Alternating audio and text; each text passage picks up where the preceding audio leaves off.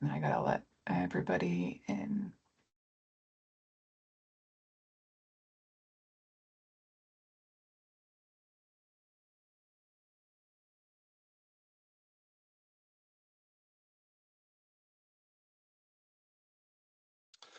Welcome, everyone. My name is Drew Hill, and I'm a member of the Washington Partnership Council on Juvenile Justice and chair of its legislative committee. And we are excited to have you here for the third presentation in our Advancing Priority series. Before I introduce our presenters for today and invite them to the virtual stage, I want to share some background on this venue and its purpose. The Partnership Council on Juvenile Justice is the primary state advisory group on juvenile justice. It provides a common point of analysis, planning, and advocacy for youth involved in or at risk of becoming involved in the juvenile justice system.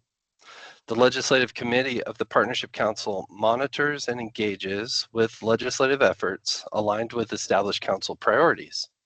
And the Legislative Committee is currently hosting these public Advancing Priorities series, through which we aim to enhance a shared understanding of those priority issues by providing education and convening spaces for partners and policymakers. So you may be asking, why juvenile sentencing? Well, it's an important topic to the Partnership Council. Sentencing alternatives were one of the top priorities we identified in our most recent governor's report. We made recommendations to expand eligibility and funding for disposition alternatives and reevaluate the juvenile sentencing grid. In the 2025 legislative session, the Partnership Council engaged with efforts to create more sentencing alternatives and lowering rates of juvenile rehabilitation commitment. It is a priority of this council to continue to engage in juvenile sentencing reform efforts in this session and the next.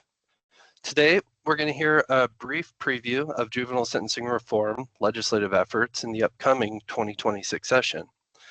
Before we begin, we're going to go through a few housekeeping items, and we're also going to post these in the Q&A feed. So thank you, Alexi. And there will be 3 short presentations today, followed by some question and answer at the end. And all of you will have access to the Q&A function where you can submit questions for presenters, and questions will be shared with presenters post-webinar for follow-up if we don't get to them during our allotted time.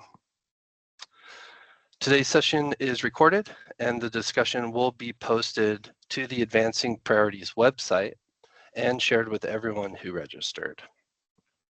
So with that, we're ready to welcome our guests, and we are pleased to be joined today by Katie Hurley, Special Counsel for Criminal Policy and Practice with the King County Department of Public Defense and co-chair of the Minority and Justice Commission Youth Justice Committee. Also, Stephanie Budrus, Senior Policy Advisor for the Department of Children, Youth, and Families, and Carrie Ann Jetzer, Coordinator for the Sentencing Guidelines Commission. Thank you, everyone, for being here today.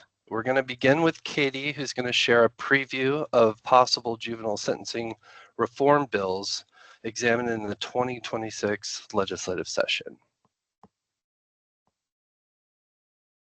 Go ahead, Katie. Thank you so much. So I'm trying, hopefully I shared my presentation. And I'm going to try to start from the beginning. Can people see that? Yes. Okay, great. I just realized I can't see anyone else right now, so I'm just gonna go through it. So thank you so much for joining today. This is a really important topic and one that we've sort of talked about before at previous sort of meetings of the Partnership Council on this series, and it's one that took up quite a bit of sort of space in the last legislative session as we grappled with the severe harms that young people who were incarcerated at Green Hill and Echo Glen were experiencing, the conditions of confinement that left them in their cells for 22, 23 hours a day. And really, I think that sort of the real horror of what young people have experienced in Washington State has really catalyzed a re-examination of how we treat young people in Washington State and how that how that is not in line many times with what the evidence says we should be doing, or what how other states treat young people. And so today I want to really just start by anchoring us in a really important finding. This is now over from 2013. So this is an old finding, but one that I think we still have yet to implement in Washington State, which is that even if we are going to incarcerate some youth, it should only be used for kids who pose a serious and immediate threat to public safety, and that harsh sanctions in institutional settings can contribute to recidivism. And so that was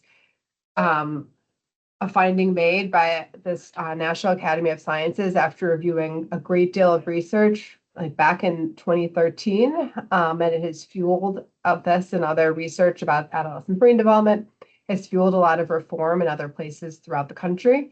And we still have, but in Washington State, I think we have a really important opportunity for growth and for recognizing the research and findings that have been made over the past decades. And so as we talked about, just sort of a review for those who weren't here at previous presentations, we went through our youth sentencing scheme. It's a presumptive youth sentencing scheme that lacks individualization. It looks at what the young person has been adjudicated for and their criminal history points, and then comes up with what their standard sentencing range is. And we talked about how that's really unique in many ways when you look across the country and see so many other places that really center sort of a much more individualized approach to kids in juvenile court, which is really much more consistent with the rehabilitative nature of juvenile court. We also talked a lot, especially at our last presentation where Dick Mandel from the Sentencing Project came. We talked about the fact that incarceration doesn't reduce delinquent conduct, that it damages future success in school and work and stunts maturation. And maturation is really what we want to promote when we're thinking about kids in juvenile court, because it's the key to desistance. When kids mature, they very often age out of sort of juvenile sort of offending. And so what we want to do is really promote that. And that comes from building ties with kids' communities, with their families, with sort of learning the skills so that they can be independent. And we do the opposite when we incarcerate kids far from their homes and families. We stunt that really essential development. And then most studies show that incarceration actually increases recidivism, which is obviously the opposite of what we want to be doing for public safety. And then, of course, we know nationwide, and we've heard a lot of information in Washington State about the impact of how juvenile prisons have maltreatment, they have abuse. When we're separating young people from their systems of support and when they're from their families, they're very vulnerable. And so it's always a concern and something, a great risk when we're taking a young person away from their support system. And then we also know that incarceration is disproportionately inflicted on youth of color. A snapshot from December 2024 showed that youth of color were 63% of the population at Echo and 74% at Green Hill. I do think these numbers also include those young people who are there on adult court sentences, but it does, I think, give an important description of the disproportionality within our youth institutions, youth prisons. And then a snapshot, I thought this was interesting and something I don't know that we talked about before, actually, from May 2024, showed that 57.6% of the kids in Green Hill had 0 priors and 50% of the young people at Echo Glen had 0 priors. So I think that's something we haven't spent a lot of time talking about, than how kids, will end up in these institutions without having really any experience with their local juvenile legal systems. And then the kids that we see in the juvenile legal system, of course, research is rife with information about how they're much more likely to have experienced childhood trauma, grown up in poverty, and the majority of young people in the juvenile legal system have a disability. And then we talked at my previous presentation about how we see Washington State counties sentencing youth to JR at different rates. I want to talk a little bit about research regarding length of stay, and this is research that's been developed over the past 20 plus years, really looking at if a kid is incarcerated, what should the length of that incarceration be? And what a great deal of the research shows is that stays longer than 6 months don't reduce recidivism. So when we're thinking about public safety, even if a youth is being taken outside their community, it should not be any longer than that 6-month period. Longer stays increase the mental health and health disparities, of course, and there's also research looking at, longer than lengths of stay between 3 and 13 months shows no marginal benefit from retaining an offender for that longer period of time. And then an Ohio study also showed that kids placed there for longer, kids incarcerated for longer, at higher rates of reincarceration. So I think these are really important when we think about not only the decision to send a young person to a youth prison away from their family and community, when we talk about how long we do that for. We have Washington State research. This is from 2016, a study by Sarah Walker and Asia Bishop, looking at sort of what we sort of talked about on that last slide, different lengths of time in youth prison, sort of what the impact of that is on future recidivism. And consistent with prior research, the researchers failed to find a relationship between longer lengths of stay and lower felony recidivism, really showing that keeping kids longer does not reduce future offending, which is a really, really important finding as we talk later about our sentencing grid. And then in contrast to the hypotheses, the researchers found that the longer kids were there, they also weren't building more skills. And so really looking at those findings together show that, we're not seeing a lot of benefits, if any, from the incarceration. Sometimes we're seeing increased recidivism rates, and then the other harms that we talked about on the last slide. And so we've talked a lot about how the scheme is unique, it lacks individualization, sort of what the research shows. But something I've been doing in the past few months is really looking back at how did we get here? How did we end up with this scheme in Washington? And it really started with the 1977 Juvenile Justice Act. So that's almost 50 years ago, where we first created this presumptive sentencing scheme. And at that time, the scheme was implemented, and then there was different categories of kids, serious, middle, and minor offenders. But what I really want to draw your attention to is in this 1977 grid, we know that King County prosecutors, and this is because the sponsor of the bill actually subsequently wrote a law review article talking about the bill. So we know that in coming up with this presumptive sentencing grid, which has been in place since 1977, the Division of Juvenile Rehabilitation developed the sentencing guidelines as required by law, drawing considerably from the work of a deputy prosecutor in King County. And so although, a lot of times when we kind of hear about how standards were developed, we hear about a lot of people in work groups and committees, what the legislative sponsor really highlighted was the extent to which prosecutors drove the sort of creating these grids, which in many ways are still with us today.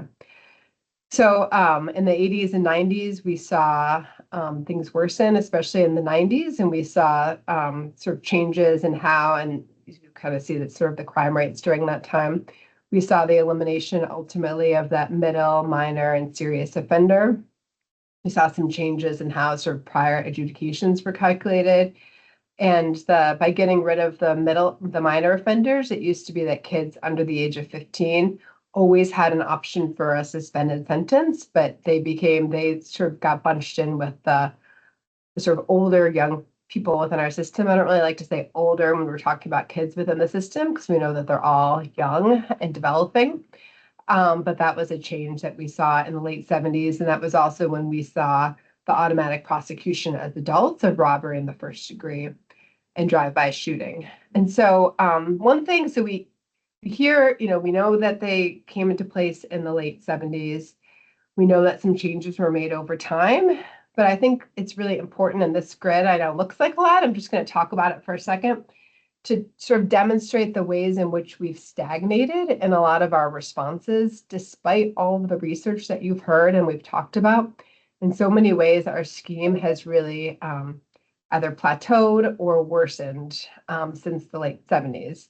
The example that we talk about sometimes is a kid, a 17-year-old young person, charged with robbery in the first degree who has no priors. If you go back to 1978, we had that range that we hear a lot of 103 to 129 weeks. So that was that kid's range in 1978.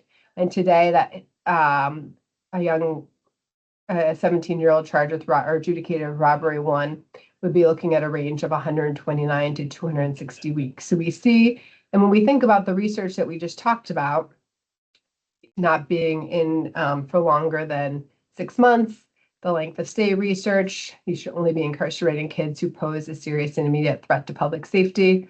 We see that we're not, those lessons have not been implemented. And in fact, we're still grounded really in the realities that developed the grid almost 50 years ago.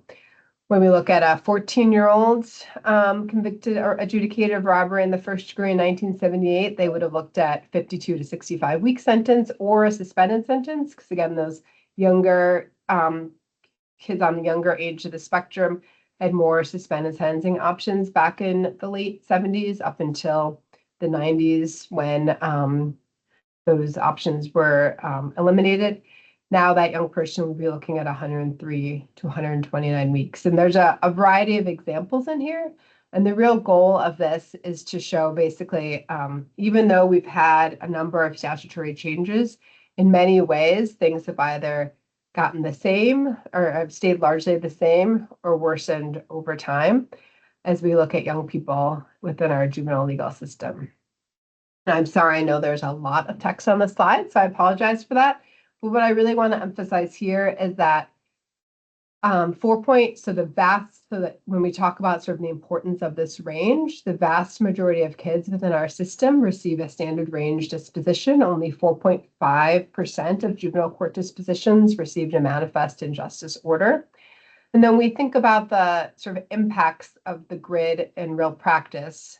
This fact pattern, I'm not going to go through the whole thing, but it's from a 2021 Cowlitz County case. The reason we know about it is because it was an appellate case, so we have some facts about it.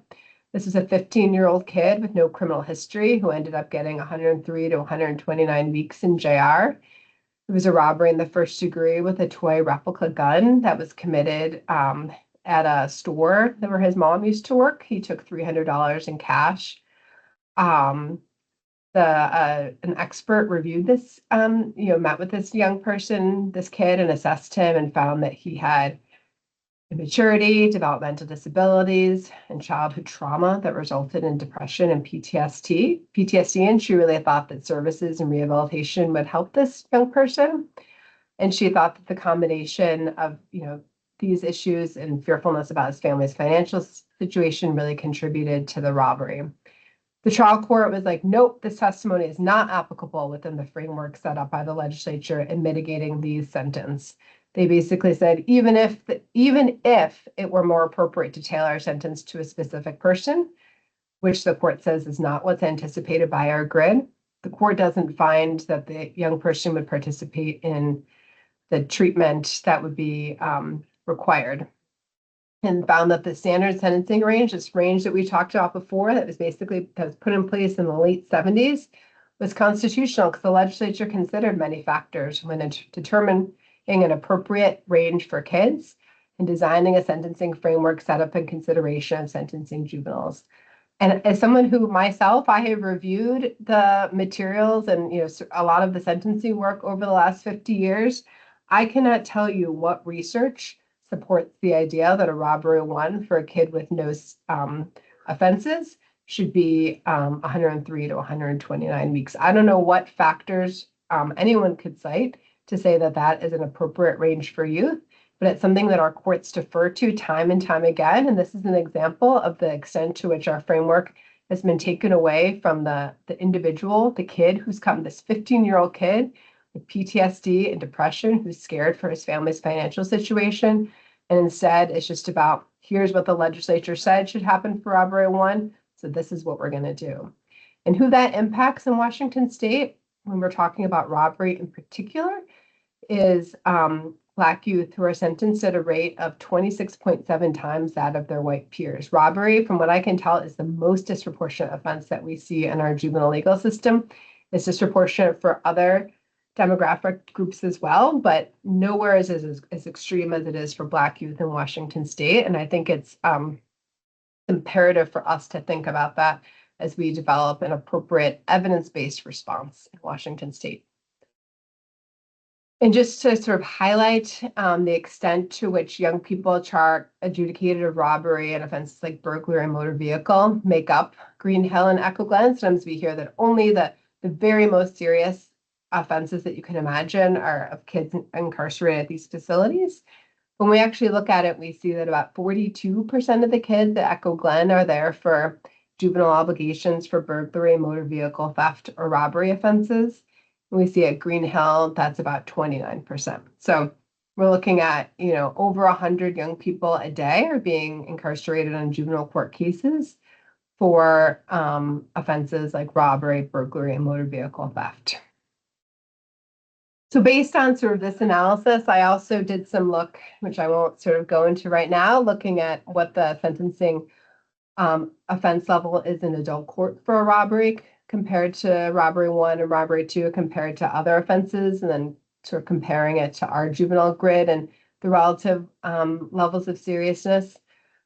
My recommendation is that we change the disposition category for robbery 1 from an A or an A++, which is what we see for those older young people. The 16 and 17-year-olds face a range of 129 to 260 weeks for robbery in the first degree. And I believe it would be much more appropriate for us to change it to somewhere in the B++ or A- range, which would still, as you can see, still carry significant penalties, both initially and as the young person is sentenced with having more criminal history on their record, but it's not quite as severe as what we currently see of the 103 to 129 weeks or 129 to 260 weeks. Likewise, I think we should reduce the range of robbery in the second degree from a B+ to a B offense. And you can see here the impact that that would have on the range. And I really make these recommendations in line with the research that I see about length of stay. And when we think about what should bring a young person to an institution, it should only be if they're posing a serious threat to public safety.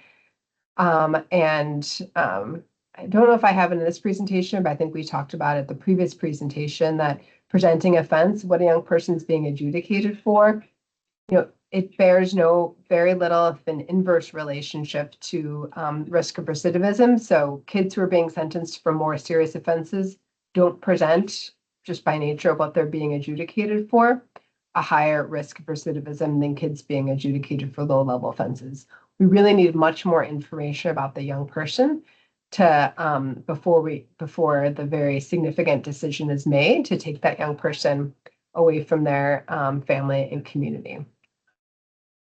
Another area that I think is really imperative, and there was a bill last year, 5296, that I think many of you have heard about. Senate Bill 5296, there was a House companion, House Bill 1322, that really looked at expanding Option B dispositions. Option B is a suspended disposition alternative, which we've talked about at previous presentations.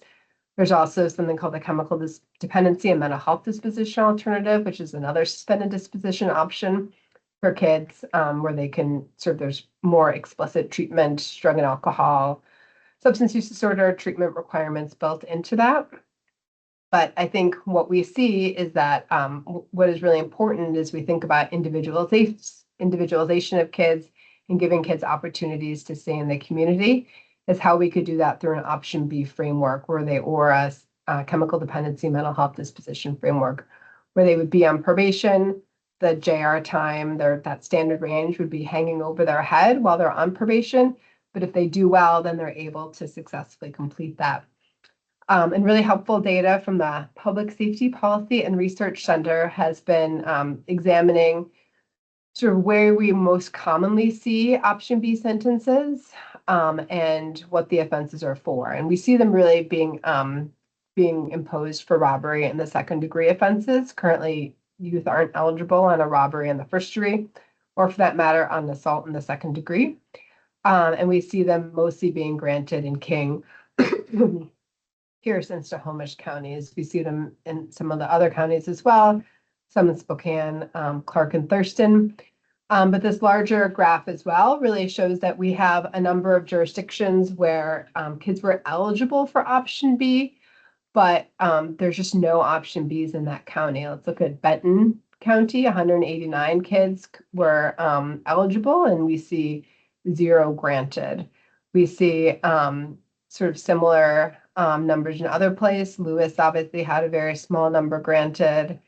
And Thurston had, was at about 10%. Yakima, 116 kids eligible, none granted. And so I think, as we talked about before, we see a disproportionate rate of incarceration and different rates of incarceration for counties throughout the state.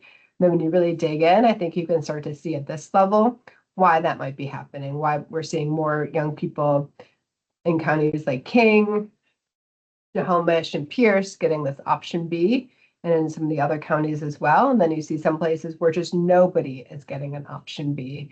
And I think we really need to both look at why that is and how we can sort of put more young people on that pathway, as we really make sure that as many kids as possible can stay in our community and receive services rather than going to institutions that we know don't actually create the public safety that we're collectively seeking in our communities.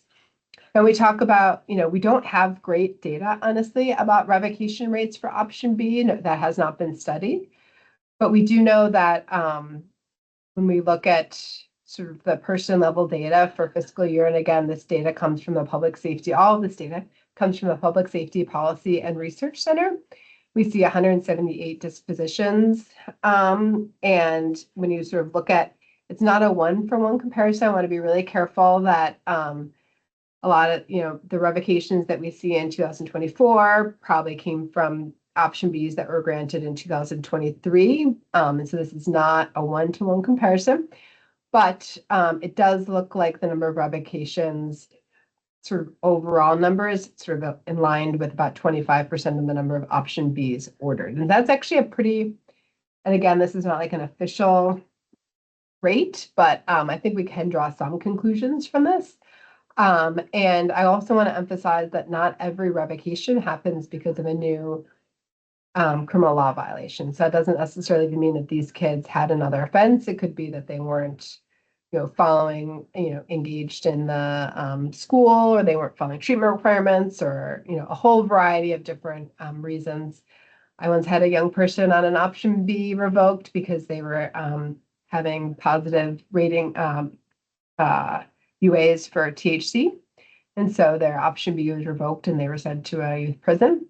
And so I think there's, can be a variety of reasons why we see these option B revocations. But I think overall, anytime you're getting over 60%, honestly, sometimes is a success from my perspective, and thinking about what are good pathways for young people. And so I think, when we dig into this data, both we see that it's really being underutilized, but where it is being utilized, we're seeing it working pretty well. So my recommendation and I'm hoping that we'll, and 5296 had this in the bill last year, which I think is a really important component, is expanding eligibility, just really giving judges more opportunities to keep young kids in the community, and not doing what that Cowlitz County judge saying is like, well, this came up, this scheme came up with in 1977, and we're going to stick with it today. And so when we look at robbery in the first degree, that's an offense that should be allowed for suspended sentences. Assault in the second degree, I think these are really important that we allow judges the ability to look at the young person in front of them and say, I'm going to let you stay in the community. I'm going to have this time hanging over your head, but I want to give you this opportunity in the community on probation to engage in the probation requirements. And I think that we should, when we think about some of these counties that aren't really utilizing option B, I think it's important for the legislature to also say, this is really what we want the court to be doing. And we see an example of the court doing that in the context of deferred disposition, or the legislature doing that in the context of deferred dispositions, and that statute 1341-27, the legislature put in there that there's a strong presumption that the court's going to grant the deferred disposition because they really want judges, the judge to put the young person on that pathway. They don't have to, but it's the legislature saying, we really would like this to happen if at all possible. And then I would like youth, I think it's important that kids have multiple option Bs if the judge thinks that's appropriate. So let's say a kid got an option B at age 12, was successful, wasn't successful, whatever that looked like for that young person, and then, come back before the court when they're 17. I think judges should be able to look at that young person, what's happened to them in their lives, and make a decision looking at that young person, not what happened when they were 12 on the sentencing, and decide whether they should stay in the community or whether they need to go to the institution. And so as we sort of think about how we bring about individuated and individualized justice and accountability, really having these more specific findings, having a judge look at the young person and trying to determine whether they really need to be committed to the institution or whether they can safely remain in the community. So for instance, with the option of extended house arrest, if that's available, with the services that are available on community supervision, which, are included throughout the state, state-funded probation services. It certainly varies depending on where you are, but we have probation departments in every county throughout the state. And we talk about what some of those things look like. We know it can be like individualized intervention programs, substance use disorder, mental health treatment, electronic monitoring, RAP services. There's all sorts of a wide variety of options, which can be really specific to a jurisdiction about what supports and opportunities are available for young people.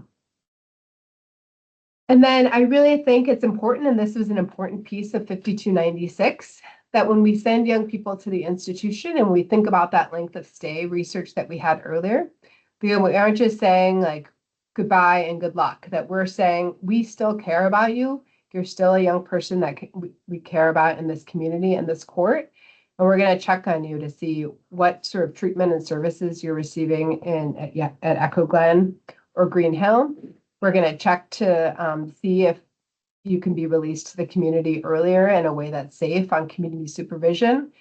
And we're going to incentivize young people and say, you're going to come before the court again. And if you're doing well, you're going to be released on probation. Because what happens now is, by and large, many youth get released without parole, with very little reentry support from my perspective. And I actually think this would benefit public safety by having more kids they could spend less time in an institution, which we know delays their development, go in a reentry pathway, be placed in community supervision within their home communities, and receive services and support. And so I think this would be an important change in our system now, where when kids are sentenced, the local court doesn't see them again. And I think sometimes that can lead to local communities not understanding the conditions of confinement at our institutions, at our youth prisons, and not fully appreciating sort of what is at stake when we're talking about these sentencing hearings. And then the 2026 session. So these are really important elements as we sort of think about a new bill, I believe, will be introduced, which will combine elements that we had before with 5296. It'll also include elements of 5278, which you may be familiar with, which is the bill that really looked at transfers and capacity. And we're really going to include, my belief is, hopefully some of these recommendations around reducing the disposition category for robbery in the first degree, robbery in the second degree offenses, as we think about how we can move away from this sentencing structure that was set up in the late 70s with all of the research that we know now, to really build forward and build a sentencing structure that has much more grounding in the research, the development, the knowledge that we have about young people, that recognizes the disproportionality that we see in our system, and really says that we want to give each kid a chance. We want to look at rehabilitation. We want to do it in a way that's safe and it's going to promote our community safety. And what we're doing now is not based on those things. We are not our sentencing presumptive determinant sentencing scheme that was set up in 1977 does not reflect what we know about adolescent brain development. It does not reflect what we know about the presenting offense being inversely tied to recidivism. It does not reflect what we know about lengths of stay. It does not reflect what we know about the disproportionality of young people within our system, within our youth prisons. And so I think now is the time where it is critical for us to take a step forward to say, we are going to listen to research in 2026. We are going to look at the young person in front of them, the trauma they've experienced, the institutions that have failed that young person, the support that they have around that young person, to see how this person can achieve their full potential, rather than saying we're going to send them hours away and put them in a cell, and we're not going to give them that chance in the community and with their families to take those next steps towards their future. So that's the end of my presentation for right now, but really I'm happy to be able to answer your questions that people have later. And I know we have our next presenter. Thank you, Katie. To everyone, again, Katie Hurley is Special Counsel for Criminal Policy and Practice with the King County Department of Public Defense and co-chair of the Minority and Justice Commission's Youth Justice Committee. We are going to invite next Stephanie Budrus, Senior Policy Advisor for the Department of Children, Youth, and Families. Welcome, Stephanie. Hey, thank you for having me. Apologies, I just had a little bit of chaos when I tried to start my slideshow on my screen over here. So let me get everybody back on the right screen real quick. So you will be looking at the actual slideshow and not the chaos on my screen. Let me see if this works. Okay, wonderful. Can folks see slides? It's coming through good. Thank you. Awesome. Jenny, I see you just put your hand up. Is that for me? Okay,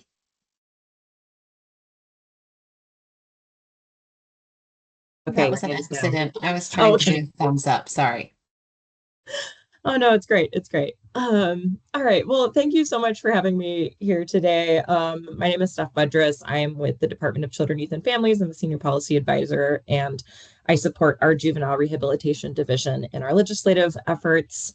So I was invited to come here today and share a subset of some of the things that we're working on that kind of exist in this space. And so I'm going to kind of start with just a super high level overview of kind of population sentence types, kind of to the effect that that affects placement, and then some relevant agency request proposals that kind of have to do with this conversation. So you have an understanding of kind of barriers that the agency has identified to community placement, and things like that, and it's kind of a sense of what we're working on. So many of you probably already know this, but I just wanted to do a little bit of level setting on the context of some of the reforms that we're pitching. So individuals who come to JR have 3 distinct sentence types, and these types of sentences can affect where a young person can reside while they're in JR placement. So you see there's juvenile sentences, and then our adult sentenced population breaks down into 2 categories, those who release before the age of 25 and those who release after the age of 25. So I just want to kind of reiterate as we're thinking about this, that when we're looking at the sentence type and length of stay, those things are determined before a young person comes to JR. DCYF will set the release date for an individual with a juvenile sentence, and per our policy, that release date is set at the minimum of the range. So if we have a young person who's committed for that 52 to 65 week sentencing range, we'll set the release date, or DCYF will set the release date at 52 weeks. So just kind of as a reiteration that the sentence that an individual comes to JR placement with can really affect where they can be within our system. The bottom part of the slide is a high-level breakdown of kind of how our current population in JR is sentenced, and kind of how that breakdown will vary by secure facility. You'll see that Green Hill has a smaller proportion of juvenile sentenced youth due to being a placement for older population, or the older young people, which I agree with Katie, that's kind of an odd thing to say, who are in the JR system. So looking at the kind of options that are available within JR's system, these are the different places where an individual can reside while they're serving their residential obligation.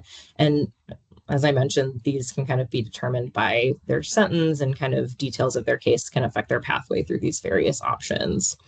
So for example, when you start seeing longer sentences, it means it will take longer for you to be in the last 18 months of your obligation and able to access our community transition services. So we'll just do a high kind of level overview of this. Our 3 secure facilities that JR has are Echo Glen, Green Hill, and Harbor Heights. So that's for an individual with like a medium or maximum security classification. And then you kind of start getting into the community placements with our community facilities. These are 8 like group homes that are situated across the state.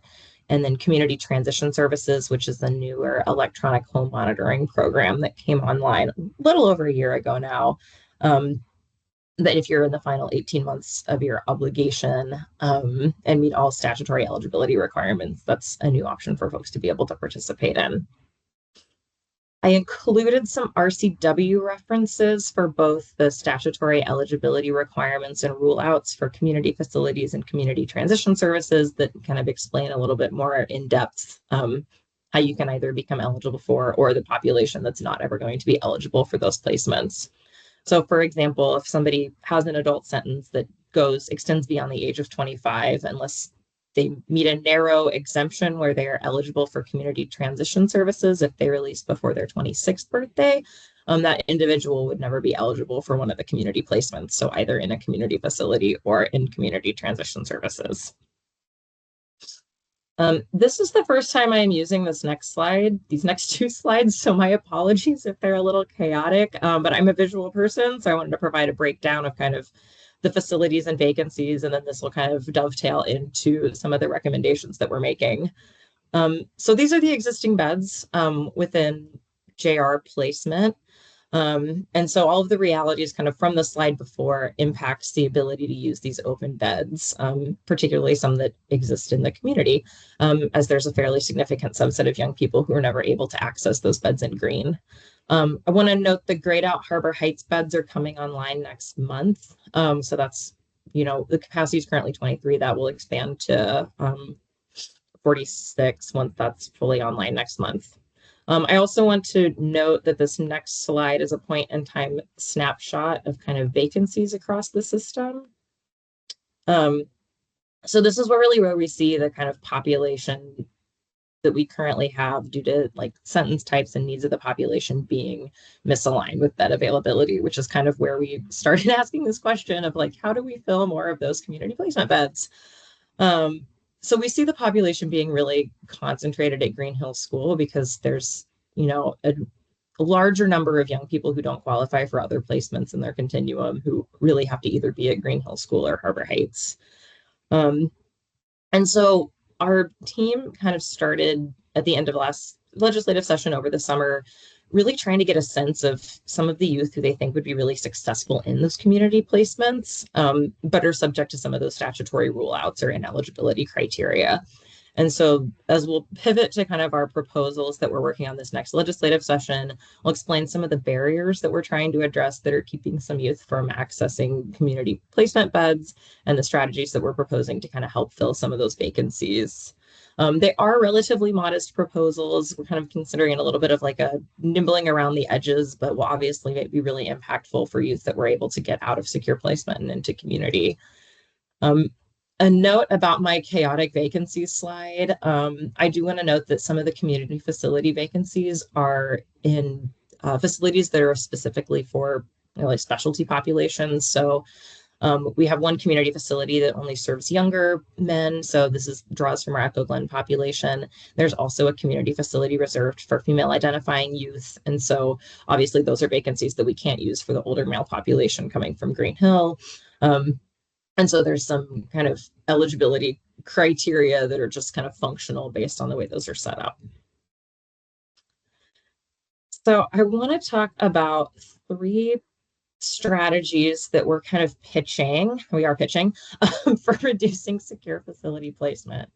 One, I'm going to do an overview and then I'll have a slide on each of them. So looking at widening pathways to community facility placement for a subset of individuals who currently qualify for community transition services, so that electronic home monitoring program, but aren't actually eligibility for a community facility placement, so that group home kind of on the way there. Widening pathways to community facilities placement for certain individuals with new adult charges, and then widening pathways for flexibility to avoid JR placement in some specific instances. So let's start with community placement eligibility. Sorry, there's a lot of words on this, but I was thinking if the slides got sent out that I want them to still be useful for folks. So I mentioned earlier, there's a subset of the adult sentence population that has a release date between the age of 25 and 26. This population is currently eligible for placement in community transition services, so the electronic home monitoring program, but is not explicitly eligible for placement in our 8 group homes, so those community facilities.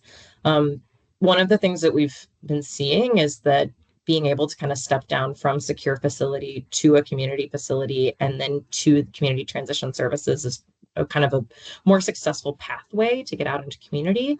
Also, the eligibility for community facility placement happens before the eligibility for community transition services. For community transition services, you have to have served 60% of your sentence. You have to be in the last 18 months of your sentence. However, to be able to be placed in a community facility, you only have to have served 10% or no less than 30 days. So being able to kind of align community facility eligibility for young people who are eventually going to be eligible for CTS would allow some of those individuals to get out of secure placement sooner to transfer to the community facility, and then also facilitate a more successful transition to community transition services when they're eventually eligible for that. So not necessarily pitching any changes to the eligibility criteria in terms of like rule outs or the timing requirements, but we're really just trying to expand eligibility for community facility placement to that subset of youth who are stuck in a secure facility until they're eventually eligible for CTS. The second proposal, I've lost my mouse. This has to do with young people who accrue an adult sentence that's imposed after they turn 18. So while they are in JR, like in a JR facility. We do expect that this will happen less frequently than it has in the past, specifically due to the passing of the Prison Riot Bill, House Bill 1815 last year. So that no longer being an offense that young people will be facing, the implementation of our new behavior management system and some other internal policy changes. However, we imagine there still will be cases where a young person might accrue a new adult charge while they're in a JR placement. So we think it's important to have flexibility to be able to figure out a way to still serve that young person in community. So essentially what this would look like, or what it looks like right now, is if an individual has a pending jail commitment, and so they'll be releasing from JR to a county jail term, they're ineligible for community placement at all. So community facility or CTS, they are stuck in a secure facility until the end of their sentence when they will transfer to serve their jail term. What we're attempting to do through this is to create some flexibility so that a person would be able to pause their JR sentence, go serve that new term of confinement in the local jail, and then come back and resume their JR sentence with their eligibility for community facility placement intact. Anecdotally, you kind of hear that maybe someone has entered JR placement, something happens, when they're 18, 19, and so they have this pending commitment that's, hanging over their head, but maybe they remain in JR placement until like 23 or 24, and a lot has changed since then. And so being able to have step down options be accessible, kind of as an individual navigates the confinement terms that they have. We think it would be really beneficial to be able to have this option. So this would mean that after a person resumes their JR sentence, when they eventually would qualify for community facility or community transition services placement, they would be able to get out of the secure facility. This would also support better reentry planning. currently DCYF has a 12-month, voluntary community assisted reentry program that provides services and supports, including like financial support or housing support to individuals, as they're releasing back into community. However, if you're releasing to a jail commitment, it just kind of complicates the ability to really take full advantage of that and streamline a young person's ability to access that. One caveat I want to note is that we would want to make sure that this would not, a person would be able to stay under the age of 25 kind of during this whole system here. We wouldn't let this push someone past their 21st birthday or their 25th birthday, so they would complete their time in JR placement, and this wouldn't risk someone interacting with the adult system who wouldn't necessarily be going there. I think that's really important. So that is that proposal. And then finally, I do want to note this was kind of a pitch in one of the bills last year that Katie was talking about, is these looking at these short stays, people who are coming to JR placement for a pretty short period of time. So DCYF has been doing some thinking about this and meeting with partners in the juvenile courts to really think about the proposals from last year. So we've refined some of our thinking about it. We know there will be new versions of last year's bill, so we're going to continue to kind of engage in discussions about what other folks are thinking in this area. But we wanted to go ahead and put something forth that would kind of keep the conversation about short stays going. So when a young person is placed in JR, they have to stay for a minimum of 45 days, kind of due to our required intake, notification, and reentry planning processes. However, sometimes when you're accounting for the number of days served, by the time a person finally gets to JR, they have fewer than 45 days remaining until the minimum of their sentence. So they're still within their sentencing range, but it's more than the minimum. So ideally, they would have released before that point. So we were really focusing on cases where the number of days remaining is less than 30, and wanted to propose some joint flexibility with county partners to collaborate on having the youth have the ability to maybe stay local and avoid JR placement in certain instances when that's possible. I want to note that this would be contingent on having some resources to support county partners and being able to take on additional days. But we think it would be really important to be able to work in partnership to have flexibility between both systems to be able to assess a youth needs and available local resources and supports. This would only impact short juvenile sentences, so kind of just in terms of thinking of the population, but we know it would be important to have some flexibility to enable some youth to avoid institutional placement if that's possible. In addition to that, it would just give us the opportunity to reduce a really brief transition point for youth, thinking about like educational stability, ability to remain in community, as well as on the staff resources kind of conversation of supporting somebody with a quick intake and then turn around to reentry kind of within that 45-day window. You don't really have a lot of opportunity to access programming or, vocational things within JR.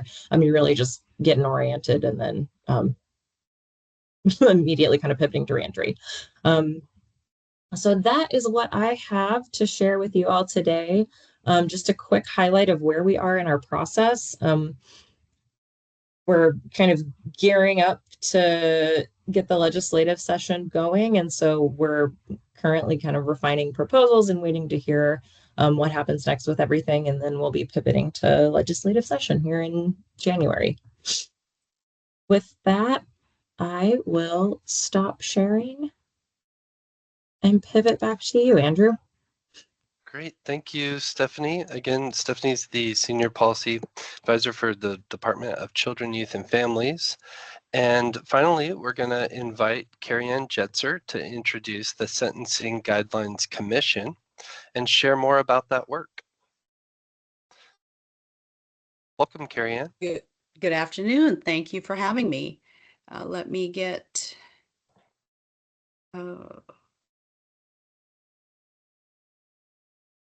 Okay. Let me see.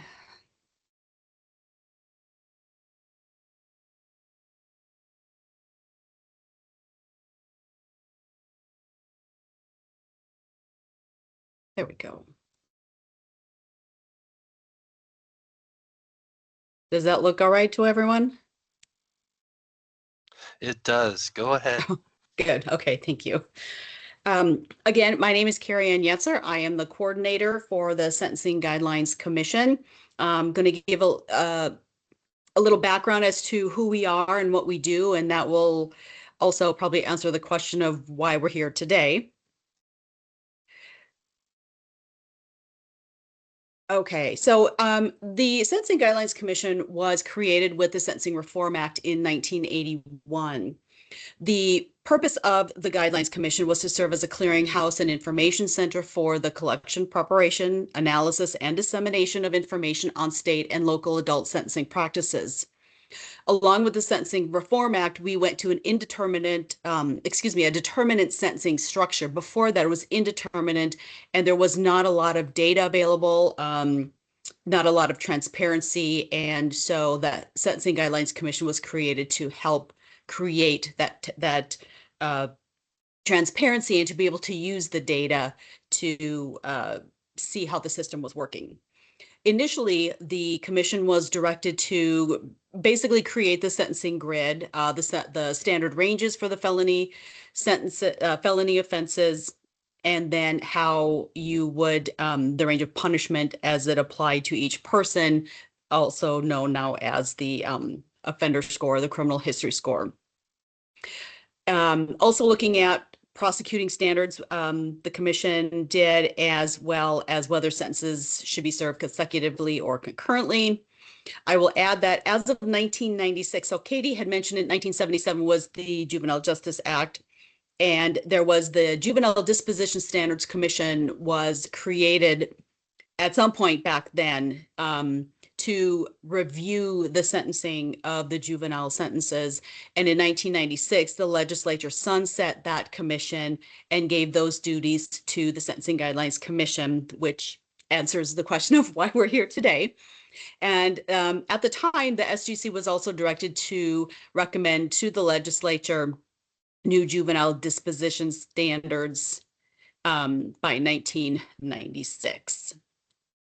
So from 1981 until July 1st, 2011, the SGC was an independent agency, had an executive director, research director, and averaged about 10 staff over the years. As of July 1st, 2011, the SGC was eliminated as an independent agency and was tucked into the Office of Financial Management. So as you can see from the flow chart, under the Office of Financial Management, we are within the Forecasting and Research Unit, and then in the Public Safety Policy and Research Center.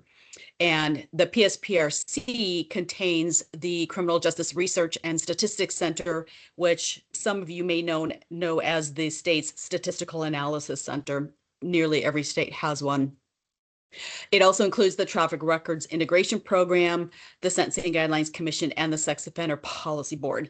Now, you will notice that I have a line between the SGC and the Sex Offender Policy Board. When the SGC was moved under OFM, the legislature tucked the Sex Offender Policy Board underneath the Sentencing Guidelines Commission. However, they act very independently. The Sentencing Guidelines Commission considers them to be the subject matter experts in that area and allows them to do the work that they need to do. So when we were eliminated, the policy part went to OFM, but all of the data collection and all of the related work went to the Caseload Forecast Council. So they collect the data. There's an adult conviction database. There's a juvenile disposition database. They also complete the fiscal impacts for sentencing policy legislative proposals. They also maintain the sentencing manual for both the adult and the juvenile, and they have several other data-related reports and manuals that they manage as well. The membership of the Sentencing Guidelines Commission was recently expanded. For the longest time, we had 16 members that were appointed by the governor. We now have 20. You can see the list of representation on the SGC. Relatively new is the academic position, the tribal member position, the behavioral health professional position, and we also have two new citizen members.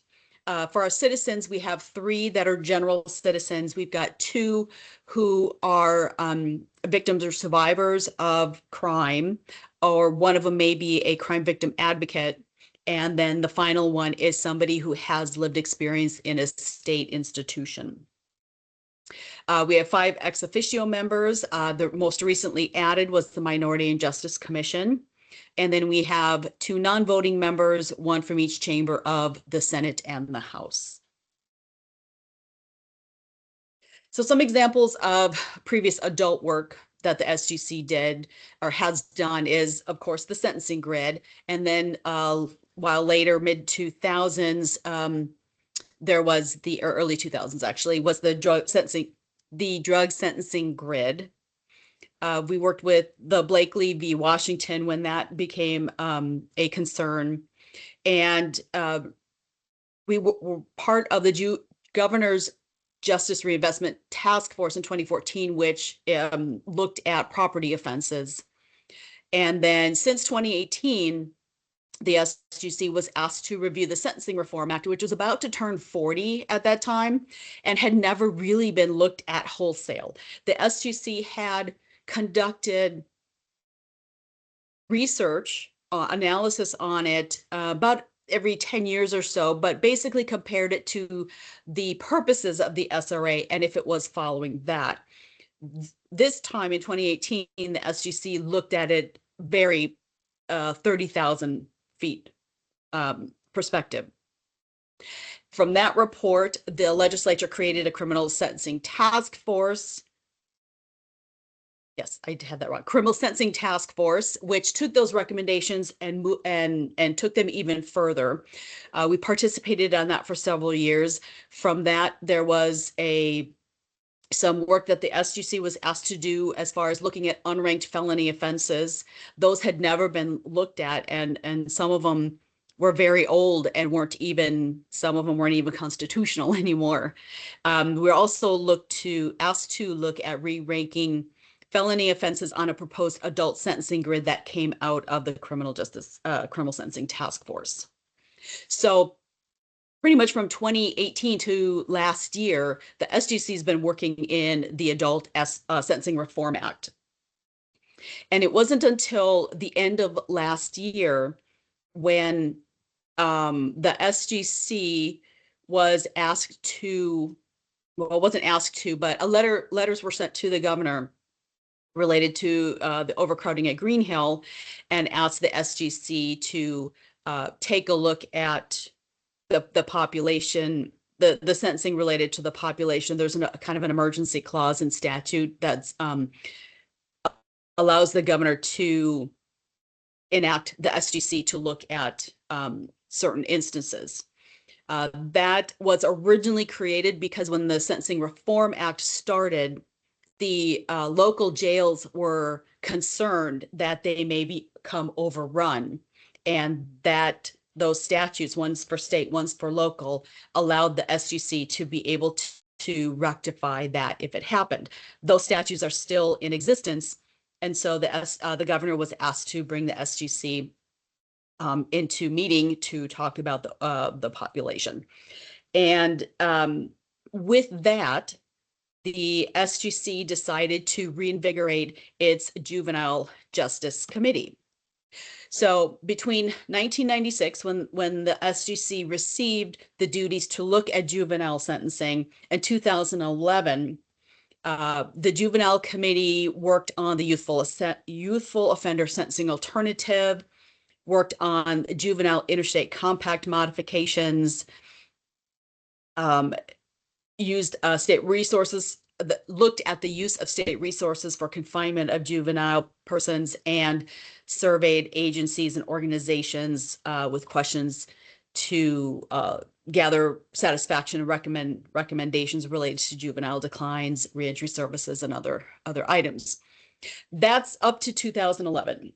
And the reason is up to 2011 is when the SGC was eliminated as an independent agency, there was half an FTE to run the SGC and the Sex Offender Policy Board.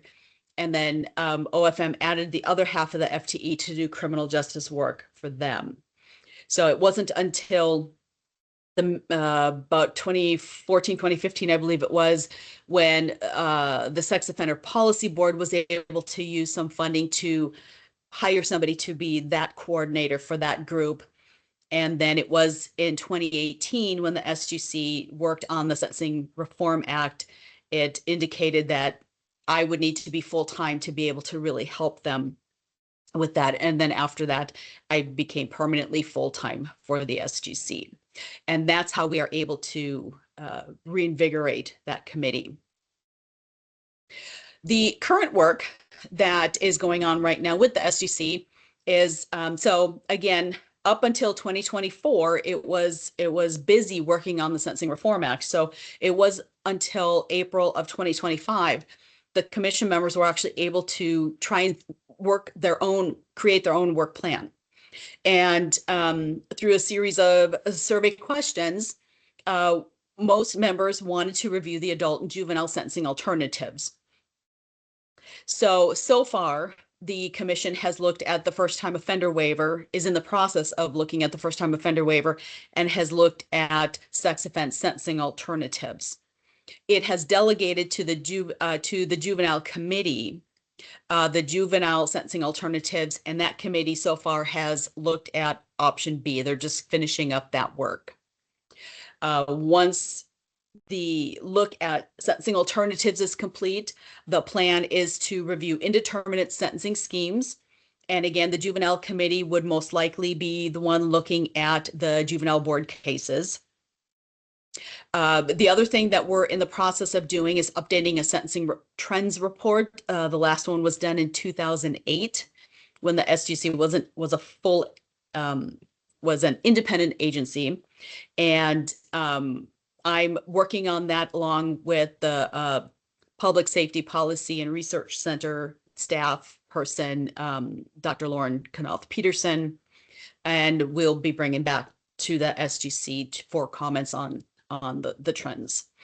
And then once the juvenile committee has completed its work, it has been given permission by the SGC to review the juvenile sentencing grid. Now, these are the review of the sentencing alternatives and the review of the juvenile sentencing grid were prompted based on the PCJJ's report that came out last December, highlighting those issues.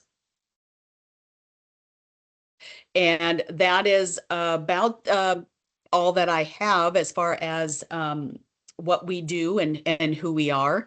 We have plenty of research papers on our website under the publications tab if anybody's interested in some of the things that we, other things that we have done in the past. Thank you, Carrie Ann, for sharing about the Sentencing Guidelines Commission. Very informative presentation. In fact, very thoughtful and informative presentations from all of our presenters, and opportunities for, I think, alignment moving forward. With today's education, we've got some questions and hope for some answers, and so I'm going to steer us towards that portion of our agenda. We've prepared a few questions, and I'd love to remind folks to engage with the Q&A function of the webinar, submit any questions that you might have for the presenters. And as was shared at the beginning of the webinar, we'll be collecting all of these questions and sharing them with the presenters. If we don't get to them today, we will be sharing with them post-webinar. So today we learned quite a bit about upcoming sentencing legislative reform efforts happening in the 2026 legislative session. And we received insight into both JR and the Sentencing Guidelines Commission's work to resolve sentencing issues. We're going to move into this Q&A discussion with the presenters, starting with a few prepared questions that I have. We'll begin with a question for Katie. What are the most common myths that you hear that stand in the way of implementing individualized, evidence-based, and rehabilitative sentencing approaches? Yeah, that's a good question. I think, what we hear a lot is that, well, one thing we hear is that it could be a strain on the juvenile courts, that it would take, that it could take more time, or that, the grid has been in place, for deciding who goes to JR, and it would be sort of a change to sort of to introduce an individualized finding into the system that really sort of looks beyond the grid, into whether a person can safely remain in the community. And that also just the idea of like having a review hearing is sort of a new concept within our system. And so thinking about what that would mean for the juvenile court to sort of maintain some concurrent jurisdiction of kids, and how would we get information from the institution. So I think sometimes there's it's a different way of thinking about our approach. And so I think sometimes there are barriers to people sort of thinking how it would happen, sort of practically, what information the court would have to make these decisions. And to me, I think that we know that many courts and states and counties throughout the country are able to provide a much more individualized response, both at the time of the disposition hearing and after that. And while it's a sort of a change in how we approach it today, we've made lots of other important changes within our system. And I think that we do have the time and resources within our system to provide, and it's our duty, frankly, to provide an individualized response to young people, one that looks at accountability, one that looks at rehabilitation, one that looks at the kid that's coming before the court and all of the facets of their life. And that we can't just be reducing kids to the offense that they committed and their criminal history points. It does a service to them, a disservice to our community and our larger goals of, ensuring a strong and vibrant community. And so I think the myth is that, this is kind of, it would be too different, is something that's sort of trying to confront and really sort of comparing to other systems. And there are so many areas in which our juvenile courts do look at individuals, do look at the kid before them. And I think we just have to think about how to expand that and bring that more into the sentencing concept where the kids are looking at a more serious level of offenses. Yes, thank you, Katie. Now to Stephanie, can you explain how the small changes JR is requesting this session might impact the young people that JR serves? Yeah, thank you for that question. So I can go kind of reform by reform, with some caveats that the overall numbers I can speak to don't necessarily account for all of the other eligibility criteria. However, we can kind of get a sense of where some of the initial expansion might widen the pool of individuals who might eventually be eligible. So right now we have about 20 youth in residence who have a release date between the age of 25 and 26. And of those 20 individuals, there's about 18 that are not yet in that final 18 months of their sentence or haven't served that sufficient amount of time to be eligible for CTS.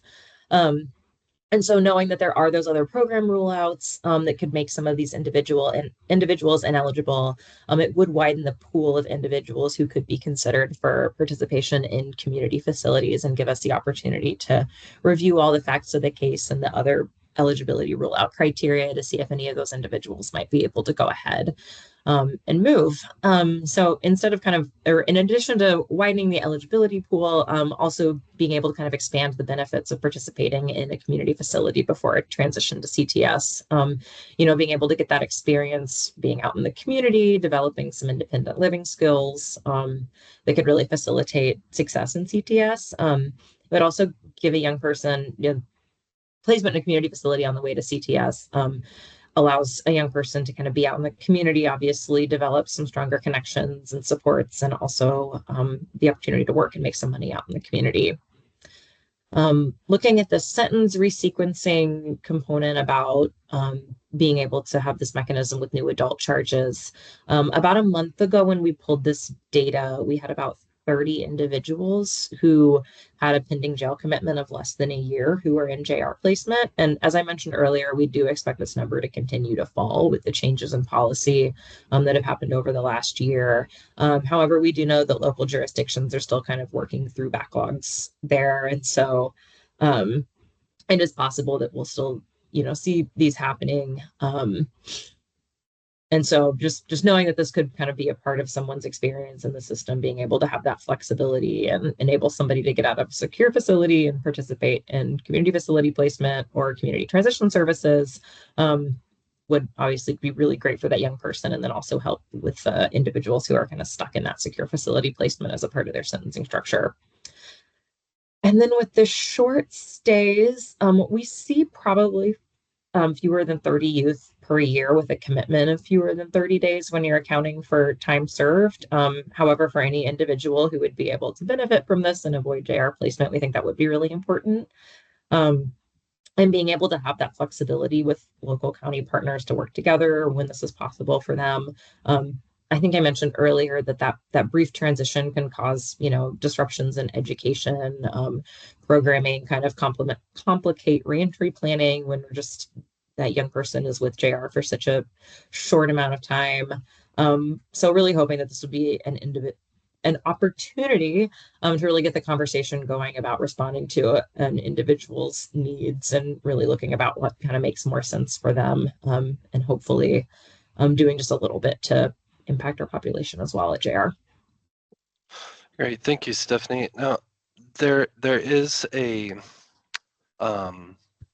backdrop for the 2026 legislative session, and so I do want to focus another question to both you, Stephanie, and Katie.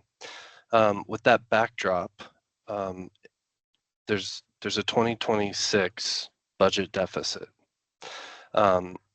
Just real briefly, is there cost savings in these proposals and these calls for reform? I can take a stab at that first. I think that we know that probably the most expensive response we can have for young people is to incarcerate them to a youth prison. I don't have the exact numbers in front of me, but I think it's about $1,000 a day in Echo Glen, and maybe a little bit less, maybe around that for Greenhound. So when we think about what that amount of resources could mean to a young person and their family and the community, and with supports in place, it's really astounding, how much that could change a young person's life. And we see the ways in which now it's being devoted to a carceral response that research shows doesn't promote the goals that we collectively seek. And so, the proposal, the real hope is that by expanding, eligibility for suspended dispositions, reducing these really archaic long ranges for robbery offenses that disproportionately harm youth of color, particularly Black youth, that we can both, lower the number of young people who are unnecessarily going to a youth prison and safely keep more young people in the community. And then for those young people who do go, that we can reduce that length of stay. Keeping in mind the research that we've learned over the past 20 years that wasn't reflected in the sentencing grid when it was put in place in 1977. And so I do think that we could actually save quite a bit of the resources that we're spending on JR. I do think that those should be reinvested in our local communities as they provide responses to young people and their families. And so I don't know if it would save overall money, but I do think that it will reduce. I think we should be substantially reducing the amount of money that we spend incarcerating kids at youth prisons. Use that money to promote sort of evidence-based responses at the local level. And then the review hearing piece in 5296 to have one review hearing after 12 months will cost some amount of money, but I don't think that money really, it's much less than could be gained if young people are released at their midway point and able to come back to their communities. And so I do think the most important thing is that we provide a good evidence-based, rehabilitative, supportive response for young people. And the one that we're providing now is very expensive and doesn't do those things.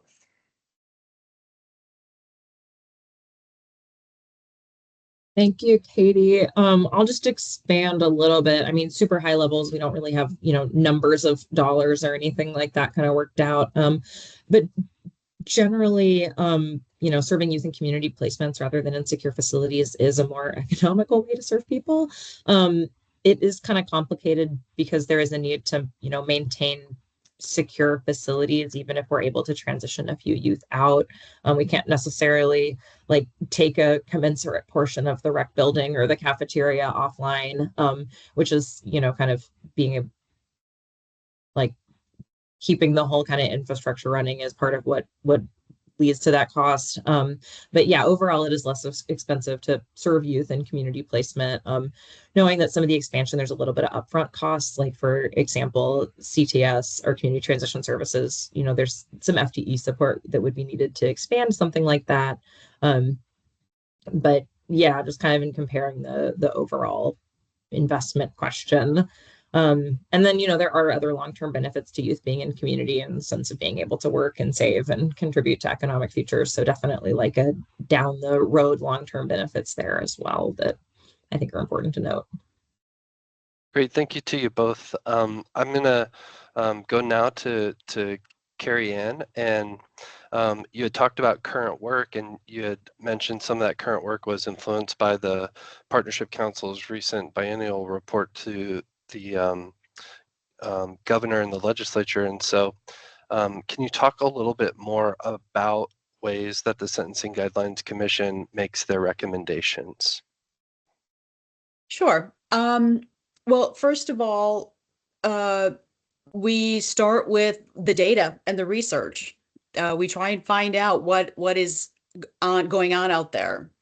That's not always possible. Some of it is very dated. Some of it doesn't exist. So we do the best that we can with that. It was very slow going when it was just me as the only staffer for the SGC. But since the PSPRC has come into existence and Dr. Lauren Knopf-Peterson has joined that, she has been incredibly helpful in offering data and offering some research studies and looking into what other states are doing or aren't doing to help the SGC members make their decisions. Now, while we know that there are fiscal issues, they try to be sensitive to that, but ultimately we are a policy. We make policy recommendations. So while still trying to be sensitive to the financial constraints, we still put forward just policy recommendations. Great, thank you.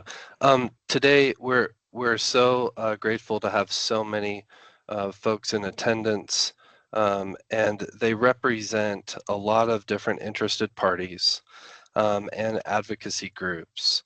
And so my question to all the presenters is, are there any advocacy groups or interested parties that you've yet to engage that you would like to be able to connect with? And if so, who and why?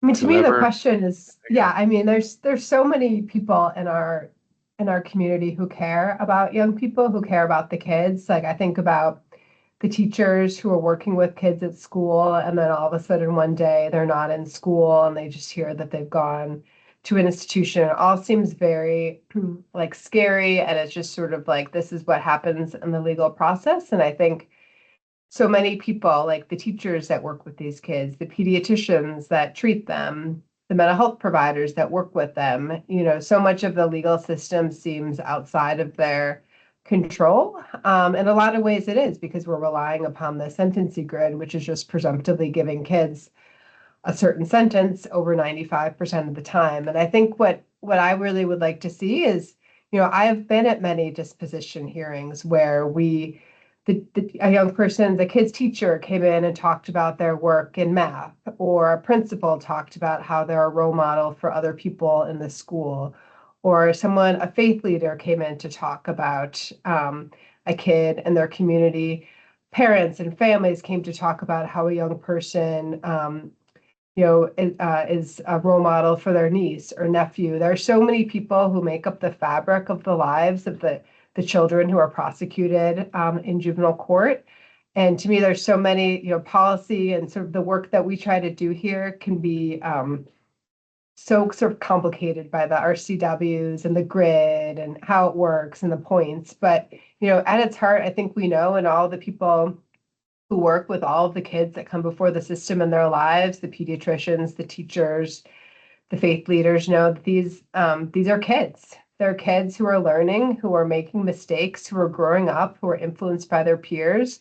And I think that if we gave people the opportunity, they would say that. They would come and say that, we need more chances for our kids. We need to look at them as who they are, not just what offense they committed or what criminal history they have. And, and so to me, as many opportunities, to let people know that it doesn't have to be like a mystery what happens in the process, and we can come together for young people to reflect the evidence and the information we know, and that I think people really want that opportunity. And so as someone who worked, who represented kids for many years, I met many people in the lives of my clients who deeply cared about them and saw that they had made a mistake, sometimes a really serious mistake that harmed people.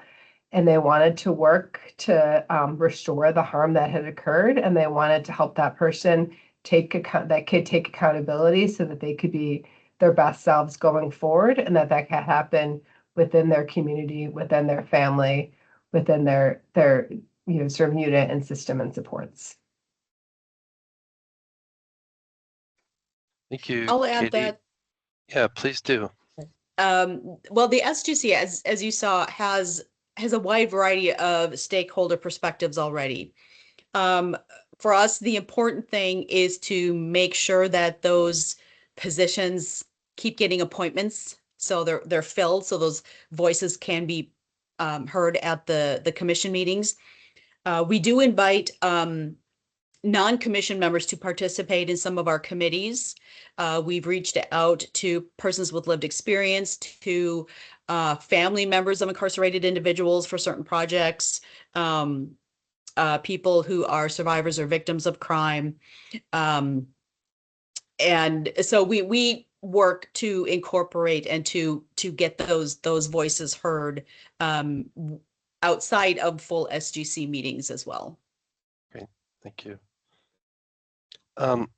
Stephanie, do you mind if I move to closing, or do you have a brief comment you'd like to add? Go for it. We're always looking to build additional partnerships. So I will let you have your 2 minutes to close out the meeting.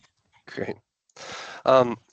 So again, the Q&A participation, we are going to get questions there to the presenters post-webinar and provide that information back.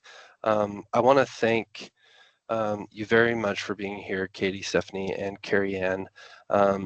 And I want to thank everyone who joined us today for the conversation. The webinar today has provided us with a better understanding, which is necessary for us to effectively track juvenile sentencing reform during the upcoming legislative session. So we urge you to use the insights across all the Advancing Priorities series webinars, which can be found on our website, as a foundation or support for your advocacy and your strategic planning in the months ahead. And so when thinking about this education we've received is an important first step. It'll help us align strategy, align partnerships, and then engage effectively during session. So thank you again for being here and for the work you carry into your communities. I'm grateful to be doing this work alongside all of you, and for how you continue to keep young people and families at the center of the work. I want to thank OJJ staff and their support in making all this possible as well.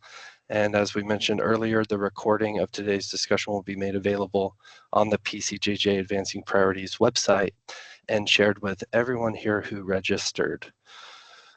Lastly, I want to encourage you to sign up for the Office of Juvenile Justice newsletter to make sure you're hearing about upcoming presentations and updates from the Partnership Council on Juvenile Justice. Thank you, everybody. Have a great afternoon. I look forward to seeing you again sometime soon.